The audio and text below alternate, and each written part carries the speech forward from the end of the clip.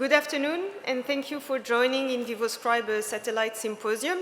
So today we'll be discussing NGS-based clinical assessment of B and T cell clonality and MRD determination. The session will be divided in 3 parts. So we will have 2 talks and 1 Q&A session at the end. So the Q&A session will be dedicated for your question for both presentations. So please make sure to save your questions for the end of the symposium. We have the honor to have with us 2 speakers. So we'll start with Dr. Alejandro Medina Herrera from University Hospital of Salamanca in Spain. He will be discussing minimal residual disease evaluation in mantle cell lymphoma from quantitative PCR to next-generation sequencing. The second talk will be presented by Dr. Carolina Terragna from University Hospital of Bologna in Italy. She will be focusing on the disease dynamics in multiple myeloma. Is NGS ready for prime time? So, and with this, I'll leave the podium to you, Dr. Herrera. Thank you. Well, so thank you very much for the introduction. And first of all, I would like to thank VivoScribe for inviting me to give this talk today. These are my disclosures. Well, mantle cell lymphoma, as you may know, is a B-cell lymphoma that is defined molecularly by the overexpression of one of the 3 cyclin Ds, either cyclin D1 in the majority of cases, or alternatively cyclins D2 or D3. And based on histology, we can define 2 main clinical subtypes: conventional forms that arise from a pre-germinal center B cell. These cells carry unmutated IGHB genes, and they show aggressive clinical features.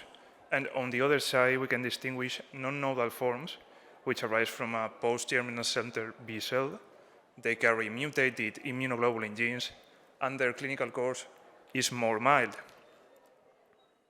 But we can also identify a small proportion of patients that present a diagnosis completely asymptomatic, and with these patients, we usually follow a watch-and-wait approach. So as you can see, the origin of the B cell that gives rise to the tumor is crucial to understand the pathology of this disease. And this includes understanding the role of immunoglobulin rearrangements that happen early during B cell development in the bone marrow, and also the somatic hypermutation process that takes place during the germinal center B cell reaction. And over the years, we have been able to identify a lot of prognostic factors for mantle cell lymphoma. We can mention a diagnosis histology, the MIPI score, the presence of TP53 aberrations, as well as the level of genomic complexity. And of course, during treatment, responses to treatment are the most important prognostic factor for mantle cell lymphoma patients. And in lymphoma, responses are assessed by PET-CT. We follow different criteria to classify responses, such as Lugano or RECIL criteria, with complete responses being the highest level of response. But the thing is that over the years, with the development of new drugs and the introduction of them into the clinic, we have seen that most patients achieve complete responses that are stable over time. So we need something else to define which patients are really responding from which patients that are not responding as well. And this is why MRD is so important to evaluate, because right now it's probably the most important prognostic factor for all patients. And we can evaluate MRD using different strategies such as quantitative PCR, digital PCR, NGS, or flow cytometry. Also, using MRD, we can answer a lot of unanswered questions, and we can adapt treatments to each patient in order to introduce the concept of personalized medicine. In fact, we can use immunoglobulin rearrangements as molecular markers for MRD evaluation in mantle cell lymphoma, and this is because we have a specific region named CDR3 region, which is unique for each B-cell clone and is the main responsible of the affinity between the antibody and the antigen. So evaluating and tracking a specific CDR3 region, we are able to identify specific clones, either normal or tumor ones. In most European clinical trials, as defined within the EuroMRD group, the standard approach, the gold standard approach, is qPCR. That, as you may know well, it comprises two main steps. The first one is the identification of clonal rearrangements and CDR3 regions. This is done with IGH amplification and Sanger sequencing, followed by some bioinformatics to detect the VDJ rearrangements. And then in the second step, we have to design specific combinations of primers and probes, and then we have to validate it as standard curve. But although qPCR has been and is currently used in many clinical trials across Europe, it has some limitations that maybe can be overcome. In fact, we can mention the need of a specific primers and probes for each patient, the need of a standard curve, the sensitivity, which is not always 10 to the minus 5, it can be 10 to the minus 4 or even less, and also the applicability, which is really variable depending on the context of the disease. And maybe next-generation sequencing is an alternative for MRD assessment in different B-cell lymphoid tumors, such as mantle cell lymphoma. It has an easier workflow, comprising the same steps as qPCR. We first have to identify clonal rearrangements and CDR3 regions by IGS sequencing, usually targeted approaches such as amplicon-based sequencing, and then bioinformatics to detect clonal rearrangements. And this is all we need to do. So NGS can overcome qPCR in terms of not needing specific combinations of primers and probes for each patient. We don't need a standard curve. The sensitivity can be higher than 10 to the minus 5 if we have enough DNA, and the applicability is also usually higher. So with all this background, our aim was to compare all these technologies in the context of one clinical trial, which was the phase 2 Spanish IMCL 2015 clinical trial. In this trial, 50 patients with indolent forms of mantle cell lymphoma were recruited and treated with a combination of ibrutinib and rituximab for 2 years. And every 6 months, as you can see here, we tested MRD by qPCR. And then each patient was centrally analyzed. If the patient was in CR, including negative PET, and sustained MRD negativity, then the patient stopped ibrutinib, and otherwise, the patient keep on ibrutinib until progression or toxicity. But at some point of the trial, we had to include as well NGS. And why was that? Well, because when following the original workflow of the trial, we lost some patients due to several reasons. Sometimes flow cytometry was not performed, so we didn't know the level of infiltration, which is crucial to perform qPCR. Sometimes we couldn't identify clonotypes, or the primers probe design and the standard curve was not okay. So we had to do something else to evaluate these patients. And this is why we tried to rescue them by NGS, trying to reintroduce them in the original workflow. But if this wasn't possible, then we evaluated as well MRD samples by NGS. And we had a very positive experience doing so. So last year, we started a project within VivoScribe, the IMRD 2021 project. In this case, both baseline and follow-up samples were evaluated centrally in San Diego by NGS, either with the lymphotrack assays or with the new B-cell MRD NGS assay that has been currently developed a few years ago and is able to reach even higher sensitivity levels than lymphotrack. And now, going with the results concerning the screening part. From the 50 patients that were recruited in the trial, we had enough DNA to perform paired analysis in 48 patients. In total, we tested 73 samples, peripheral blood samples, bone marrow, and some FFPE material too. In Salamanca, we target by Sanger sequencing FR1 or FR2 regions, and finally, we could have a result in 60 of the 73 samples. Of these 60 samples, 93% were clonal. But we lost 13 patients that couldn't be evaluated because flow cytometry was not initially performed. So as I mentioned before, this is crucial for qPCR. And 4 cases were tested, but the result was polyclonal. So at the end, with these 60 samples, we have a clonal result for MRE evaluation in 35 of the 48 patients. So we tried to rescue these 17 samples by NGS, and we detected a clonal marker in 88% of samples. 12 out of the 13 patients that were initially lost were kind of recovered with this approach.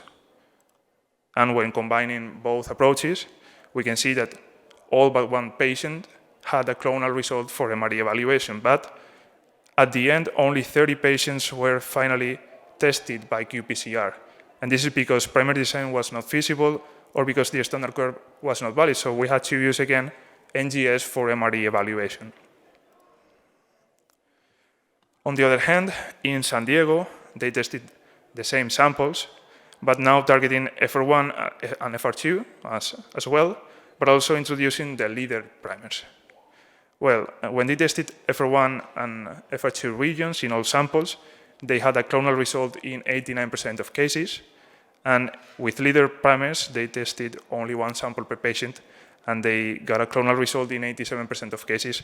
You can see that percentages are almost comparable. So combining the 3 regions, they detected a clonal rearrangement for MRE identification in 87% of cases. And it is true that NGS struggles with FFP materials. It's only 1 of the 5 samples were clonal. This is because probably DNA was very degraded and we have very low amounts of DNA. But maybe if we were using, instead of FR1, 2, or leader primers, FR3 primers would work.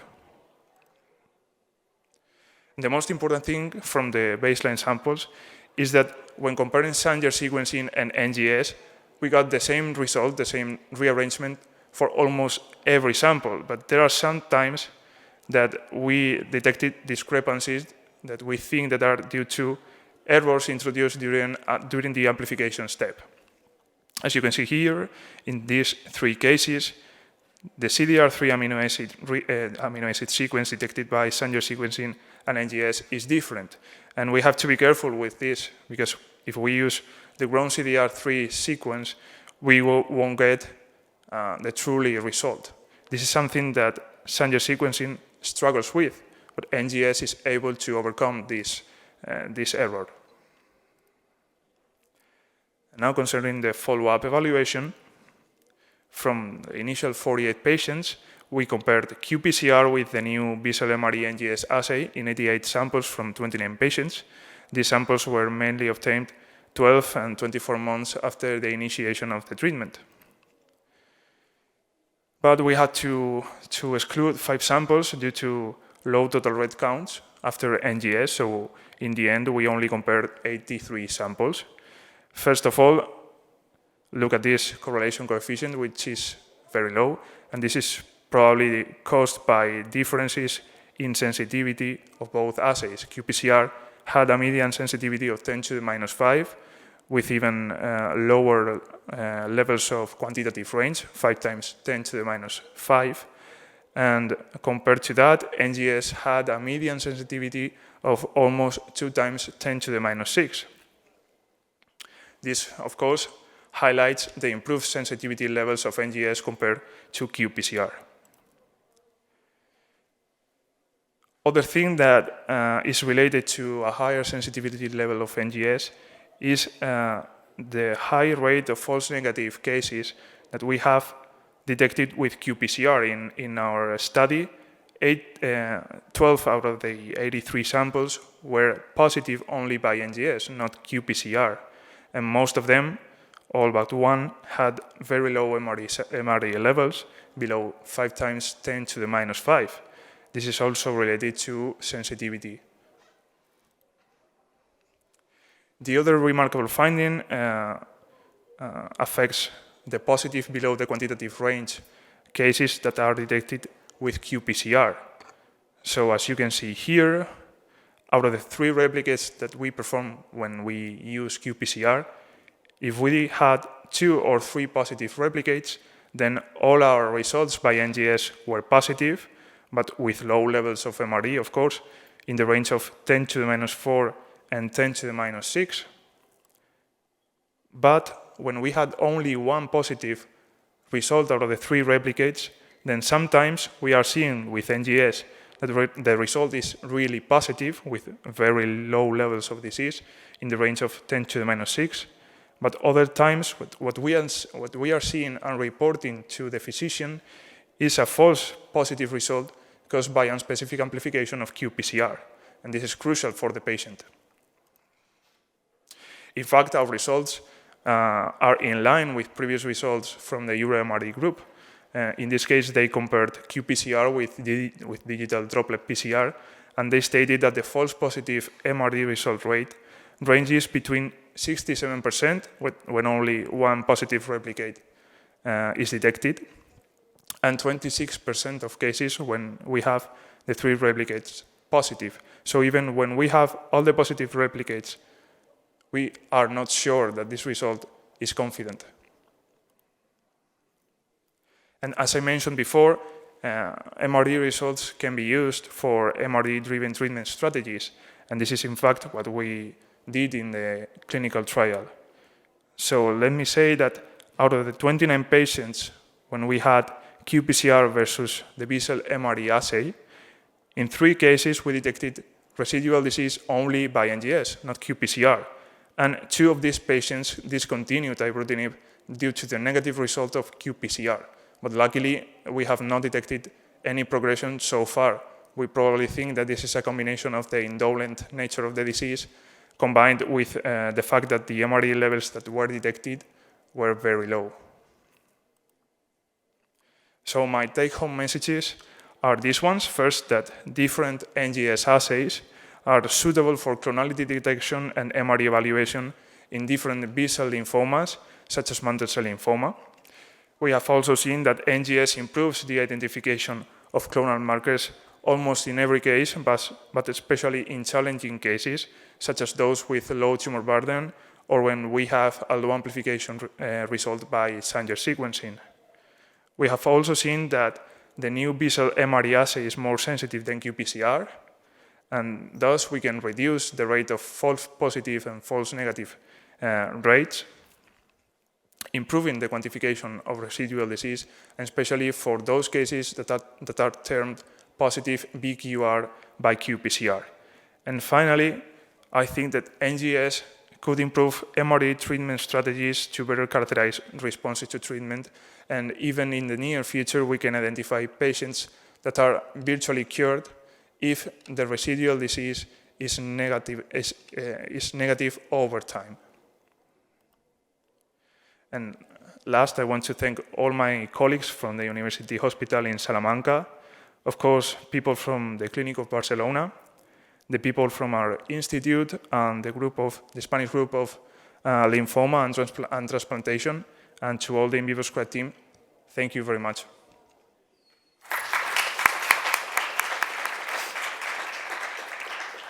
Now the next speaker is Dr. Carolina Terragna from Bologna. Thank you, In Vivo Scribe, for this kind invitation. And I will talk about the disease dynamics in multiple myeloma, the analysis of minimal residual disease by next-generation sequencing. This is my disclosure. So multiple myeloma is characterized by the clonal expansion of plasma cell in the bone marrow.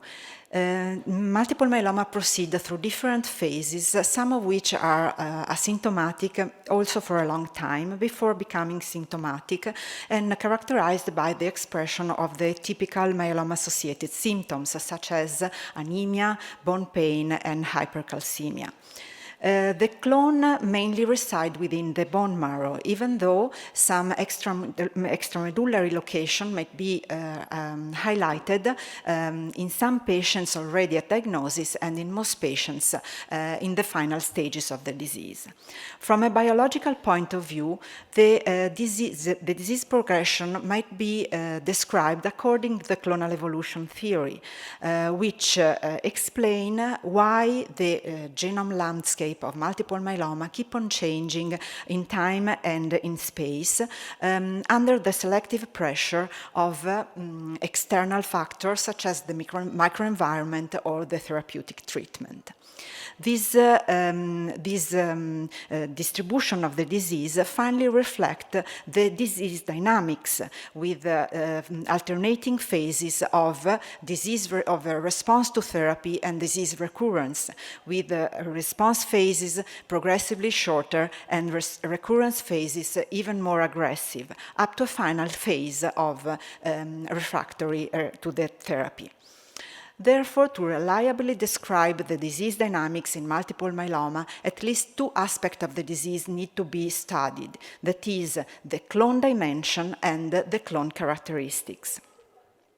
The clone size typically tend to shrink in response to therapy and to expand when the disease becomes refractory. Therefore, an accurate measure of the clone, dimension, possibly by high-throughput technologies such as minimal residual disease, is today considered the best tool available to assess the efficacy of treatment. In fact, it has been repeatedly demonstrated that the amount of residual cell in patients achieving complete response is inversely correlated to the probability of progression and to the duration of the remission. And this has been demonstrated in every clinical context, that is, in newly diagnosed patients, in relapsed patients, in patients transplant eligible or non-transplant eligible, and also in high-risk patients. Also, it is very important to note that patients achieving complete response, which typically have a good prognosis, have this good prognosis because they include patients which achieve the so-called MRD negativity. And in particular are these patients, so patients MRD negative, which actually have the best prognosis among patients. In fact, patients in complete response with MRD positivity behave quite similarly to other patients with suboptimal clinical response. Therefore, it is very important to evaluate the minimal residual disease in multiple myeloma, and this is performed quite commonly in all clinical trials, which in the most recent clinical trials, which are still ongoing. And the MRD is evaluated in different time points during the clinical trial, and the aim is to establish whether MRD negativity might be employed as prognostic factor to assess the so-called dynamic risk of the disease, or whether it might be employed as a surrogate endpoint that can more rapidly predict survival, possibly to accelerate the process of drug development and approval. However, multiple myeloma is a complex disease system, and the disease burden is just one of the factors that influence the disease dynamics. In fact, there are also other factors contributing to the overall disease dynamics, such as therapy offered to the patients and the genomic heterogeneity. And in fact, it has been demonstrated that even though MRD negative patients behave better than MRD positive ones, among MRD patients, those carrying high-risk chromosomal aberration had a worse prognosis as compared to those who do not carry this chromosomal aberration. Therefore, it is important not only to measure the clone size, but also to analyze the clone characteristics. In fact, myeloma is highly heterogeneous from a genomic point of view, with several recurrent chromosomal aberrations characterizing the different patients. Some of them are summarized here. And not only they are the clonal landscape is heterogeneous, but it keeps on changing over time and in space. However, it is well known that the recurrence of some of these chromosomal aberrations can identify subgroup of patients with different prognosis, with some patients with quite an indolent clinical course as compared to others with a very aggressive disease. So this is important to underline how it is important to define patients' molecular segmentation based on the genomic background in order to identify patients with different prognoses. Therefore, if we want to explore, to study the multiple myeloma dynamics, we need to use a multimodal approach. Therefore, we need to measure the changes in the clone size, possibly by employing high-throughput technologies such as minimal residual disease, but also we have to study the clone makeup by employing high-throughput genomic techniques and also possibly liquid biopsy. Today, we will mainly focus on the measure of the minimal residual disease, because this is one of the most important aspects conditioning the clinical outcome. First question is where we should study the minimal residual disease. You all know that, that multiple myeloma develop within the bone marrow, and it is a recent acquisition that different locations might have a different genomic landscape. Myeloma plasma cells can also be detected in the peripheral blood, and this has been suggested to be a path to spread the disease. However, the bone marrow aspirate is today considered the most representative tissue where we can study where we can describe the clone characteristics in multiple myeloma. So the bone marrow aspirate is the tissue where we study the minimal residual disease and also that we characterize to describe myeloma. We study plasma cell within the bone marrow, and they can be studied for the MRD purposes, mainly with two techniques, by flow cytometry in order to study the aberrant immunophenotype of plasma cells, or by molecular biology in order to study the aberrant genotype of plasma cells. These two techniques are mainly superimposable in order to study the minimal residual disease. Both have advantages and disadvantages, but in particularly in their next generation version, so next generation sequencing and next generation flow, they are almost superimposable, and most disadvantages are quite manageable by expert laboratories.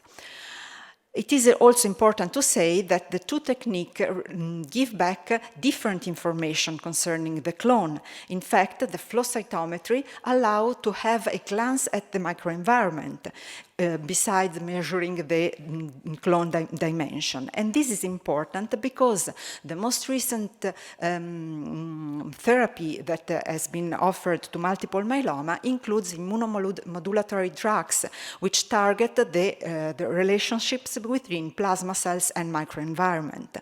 So the flow cytometry allows to study all these populations included in the microenvironment in order to understand whether they might have a role in the disease response, or whether they might be manipulated to increase the incidence and the depth of response in multiple myeloma. On the contrary, molecular biology aims at identifying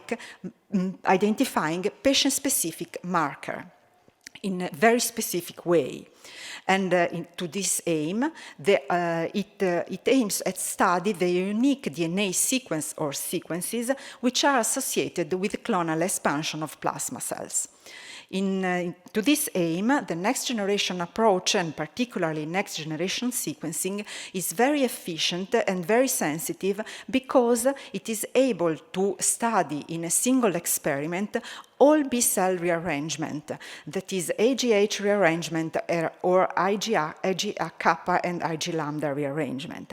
And this is very important, both at diagnosis, where the aim is to identify the clone-specific markers, but also it is important in the minimal residual phase, where the same markers identified at diagnosis need to be looked in patients who achieved complete response.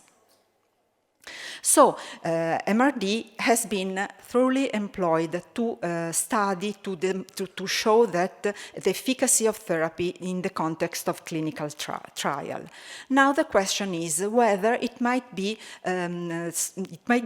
moved in the clinical practice, where it can be used, for instance, to define the deep remission or to predict the clinical progression.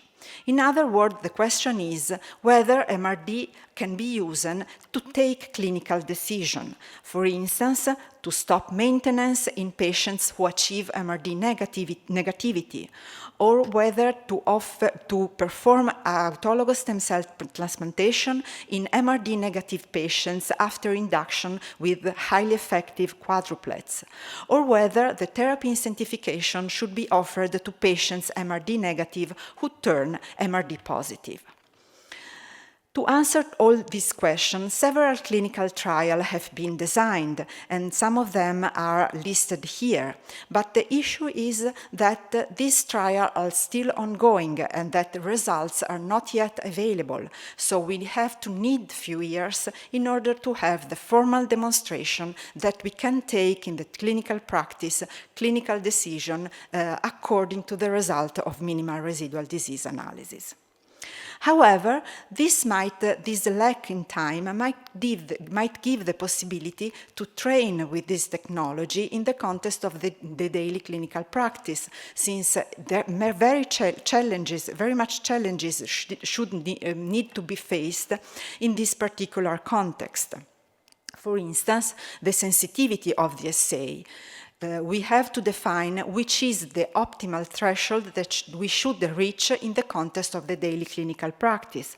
In fact, it has been clearly demonstrated that patients can be stratified in different subgroups according to the results of minimal residual disease analysis, and these different groups have different prognosis.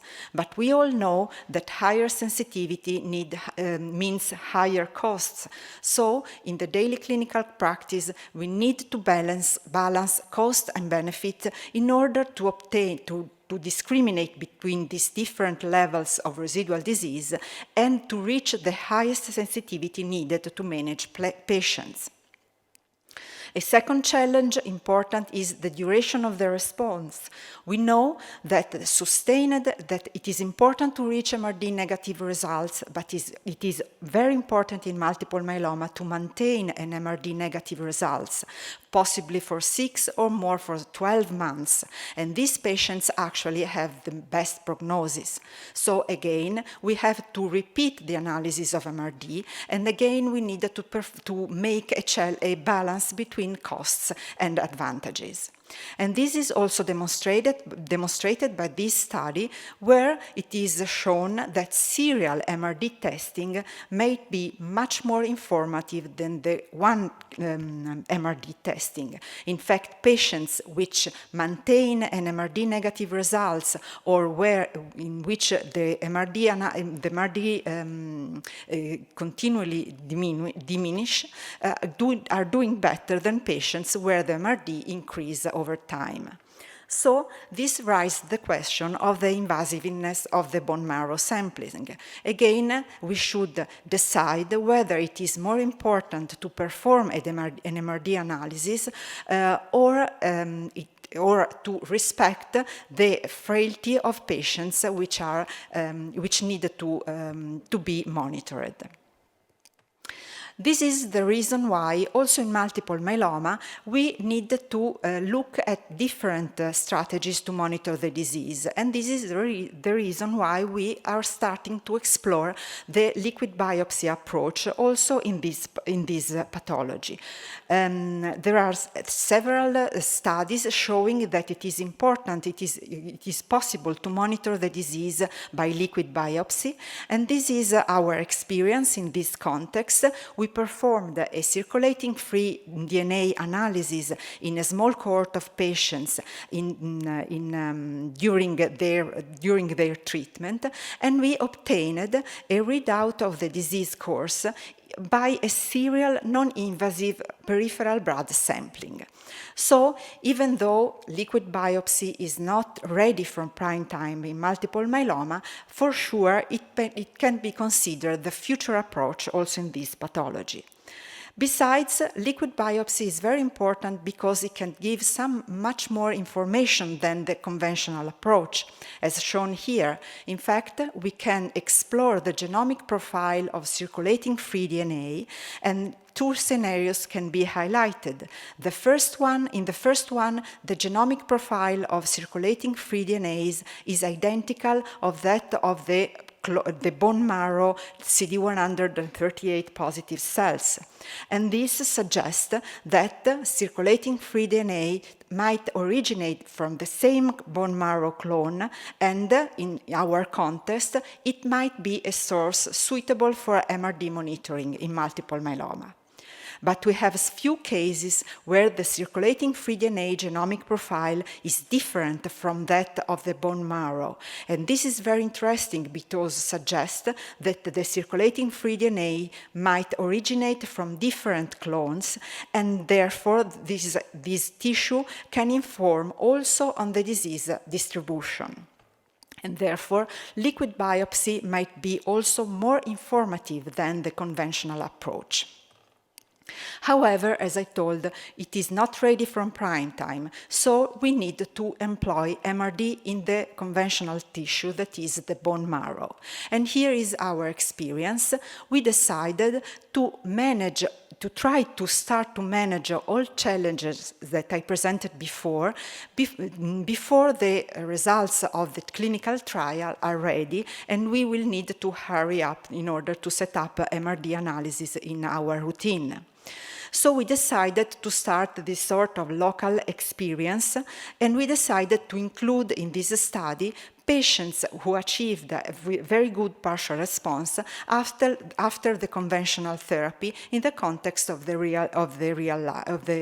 daily clinical practice. We started a few years ago, and to date we included in this study more than 200 newly diagnosed patients with a median of 40 per year. And we are actually monitoring the minimal residual disease in these patients by next-generation sequencing. Before reaching the current workflow for MRD analysis, actually the path was very hard because we had a lot of issues that we had to discuss and to solve in order to reach the current workflow. In fact, all these aspect needed to be set up and to be discussed before being used. And today, with this workflow, we manage approximately 50 newly diagnosed patients per year and 50 MRD samples per month. That is that we perform 8 samples per run if they are newly diagnosed and 6 samples per run if they MRD, we actually perform at least 3 or 4 NGS experiments per month. These are some preliminary results. The results is consisted in the clonal frequency of the clonal rearrangement that we measure in the follow-up patients, and we can obtain MRD positive and MRD negative results, but also very low positive results, which means that we can highlight the presence of residual disease, but the confidence of the results is not enough to correctly quantify this residual disease. But overall, it is important to note that in more than 60% of patients, we achieve a sensitivity of 10 to minus 5, which is what clinicians desire in order to manage the disease. And in a small cohort of patients, we also can reach a 10 to minus 6 sensitivity. And finally, to conclude, I would like to say that we have a lot improved in our experience to manage to explore, to study the disease dynamics in multiple myeloma. But this current approach is not enough, is not informative enough. In fact, in a complex disease such as multiple myeloma, multiple aspects need to be explored in order to fully comprehend the disease progression. And this is what the future approach will perform by including in single patient-specific predictors all the aspects that influence the disease outcomes, such as minimal residual disease, the genomic profile, the therapy offered to the patients, the baseline clinical characteristics, by employing deep learning approaches and artificial intelligence approach in order to obtain patient-specific predictors. And with this, I would like to thank you for your attention and to thank all the group in Bologna working on this topic. Thank you.